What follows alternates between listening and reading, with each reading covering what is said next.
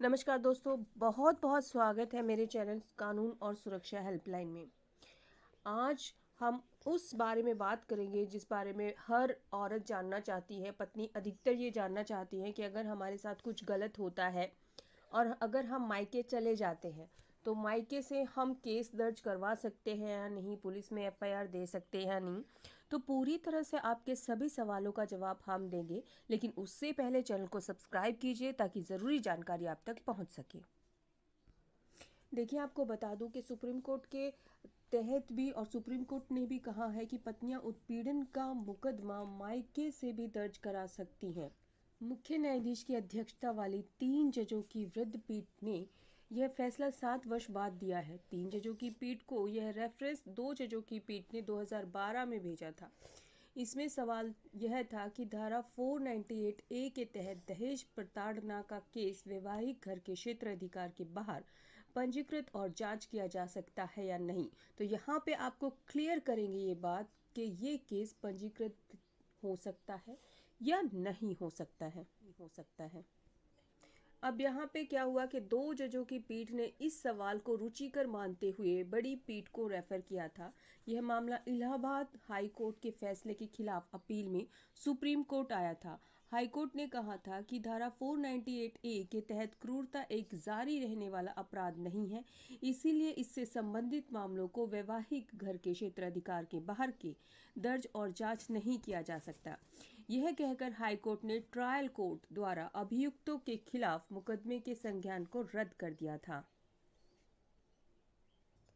अब इस मामले में आप सभी को ये जानना जरूरी है कि इस मामले में पीठ ने कहा कि उत्पीड़न की शिकार हुई महिलाएं बेशक वैवाहिक घर छोड़ देती हैं, लेकिन भावनात्मक तनाव, मानसिक और शारीरिक प्रताड़ना का दंश उनको पिता के घर में भी कचोटता रहता है।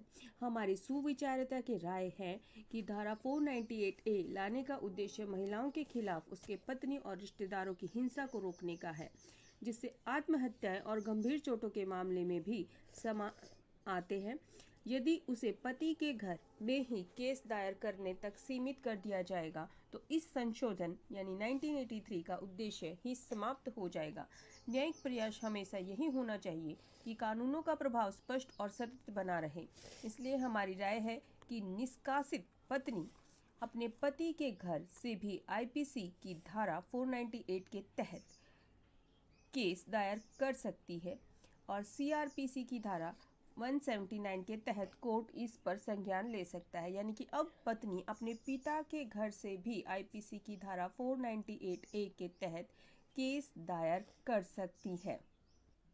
वैसे भी देखा जाए तो सीआरपीसी की धारा 179 के अनुसार जब कोई कार्य किसी की गई बात के और किसी निकले हुए परिणाम के कारण अपराध है, तब ऐसे अपराध की जांच या विचारण ऐसे न्यायालय द्वारा किया जा सकता है जिसकी स्थानीय अधिकारिता के अंदर ऐसी बात की गई या ऐसा परिणाम निकला है।